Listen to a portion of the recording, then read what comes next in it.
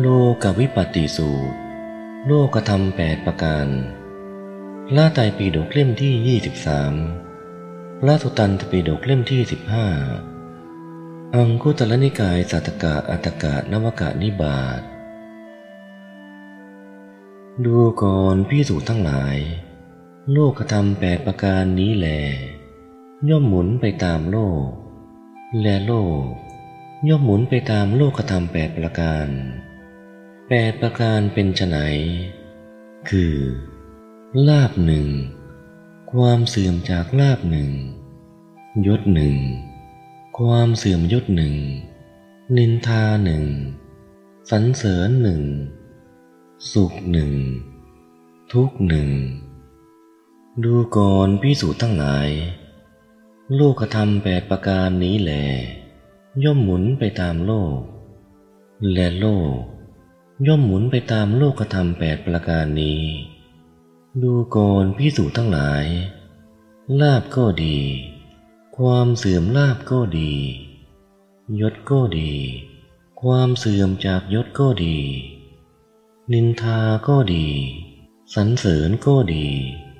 สุขก็ดีทุกข์ก็ดีย่อมเกิดขึ้นแก่ปุถุชนผู้ไม่ได้สดับย่อมเกิดขึ้นแม้แก่อริยสาวกผู้ได้สดับดูก่อนภิกษุทั้งหลายในข้อนี้จะมีอะไรแปลกกันมีอะไรผิดกันมีอะไรเป็นข้อแตกต่างกันระหว่างอริยสาวกผู้ได้สดับกับปุถุชนผู้ไม่ได้สดับภิกษุทั้งหลายกราบทูลว่าข้าแต่พระองค์ผู้เจริญธรรมของข้าพระองค์ทั้งหลายมีพระผู้มีพระภาคเป็นมูลมีพระผู้มีพระภาคเป็นผู้นำมีพระผู้มีพระภาคเป็นที่พึ่งอาศัยข้าแต่พระองค์ผู้เจริญขอประทานพระโลกาสขอเนื้อความแห่งภาสิทธินี้แจ่มแจ้งกับพระผู้มีพระภาคเถิดภิกษุทั้งหลายได้สดับต่อพระผู้มีพระภาคแล้วจักจงจำไว้พระผู้มีพระภาคตรัสว่าดูก่อนภิกษุทั้งหลายถ้าอย่างนั้นเธอทั้งหลายจงฟังจงใส่ใจให้ดีเราจะกล่าวภิกษุทั้งหลายเหล่านั้นทูลรับพระผู้มีพระภาคเจ้าแล้วพระผู้มีพระภาคตรัสว่าดูก่อนภิกษุทั้งหลายลาภย่อมเกิดขึ้นแก่ปุถุชนผู้ไม่ได้สดับ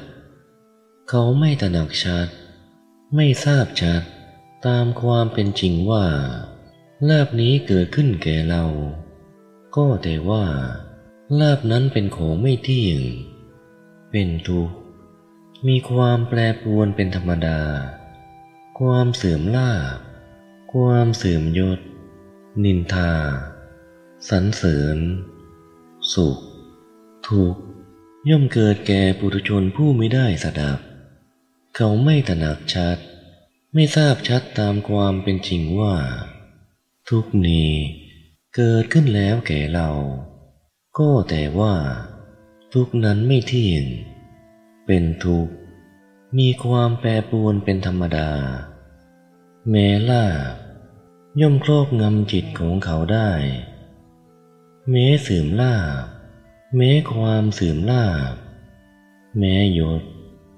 แม้ความเสื่อมยศแม้นินทาแม้สรรเสริญแม้สุขแม้ทุกข์ย่อมครอบงำจิตของเขาได้เขาย่อมยินดีลาภที่เกิดขึ้นแล้วย่อมยินร้ายในความเสื่อมลาภย่อมยินดียศที่เกิดขึ้นย่อมยินร้ายในความเสื่อมยศย่อมยินดีสรรเสริญที่เกิดขึ้นแล้วย่อมยินร้ายในนินทาย่อมยินดีสุขที่เกิดขึ้นแล้วย่อมยินร้ายในทุกข์เขาประกอบด้วยความยินดียินร้ายอย่างนี้ย่อมไม่พ้นไปจากชาติชรามรณะโสกะปริเทวะทุกข์โทมนัส และอุปาญาสเรากล่าวว่าไม่พ้นไปจากทุกข์ดูก่อนภิกษุทั้งหลายลาภย่อมเกิดแก่อริยสาวกผู้ได้สดับอริยสาวกนั้นย่อมตระหนักชัดทราบชัดตามความเป็นจริงว่าลาภเกิดขึ้นแล้วแก่เราก็แต่ว่าลาภนั้นไม่เที่ยงเป็นทุกข์มีความแปรปรวนเป็นธรรมดาความเสื่อมลาภยศความเสื่อมยศนินทาสรรเสริญสุขทุกข์ย่อมเกิดขึ้นแก่อริยสาวกผู้ได้สดับอริยสาวกนั้นย่อมตระหนักชัดทราบชัดตามความเป็นจริงว่าทุกข์เกิดขึ้นแล้วแก่เราก็แต่ว่าทุกข์นั้นไม่เที่ยงเป็นทุกข์มีความแปรปรวนเป็นธรรมดาแม้ลาภย่อมครอบงำจิตของท่านไม่ได้แม้ความเสื่อมลาภแม้ยศแม้ความเสื่อมยศแม้นินทาแม้สรรเสริญแม้สุขแม้ทุกข์ย่อมครอบงำจิตของท่านไม่ได้ท่านย่อมไม่ยินดีในลาภที่เกิดขึ้นแล้วไม่ยินร้ายในความเสื่อมลาภไม่ยินดียศที่เกิดขึ้นแล้วไม่ยินร้ายในความเสื่อมยศไม่ยินดีความสรรเสริญที่เกิดขึ้นแล้วไม่ยินร้ายในการนินทาไม่ยินดีสุขที่เกิดขึ้นแล้วไม่ยินร้ายในทุกข์ท่านละความยินดียินร้ายได้แล้วเด็ดขาดอย่างนี้ย่อมพ้นไปจากชาติชรามรณะโศกะ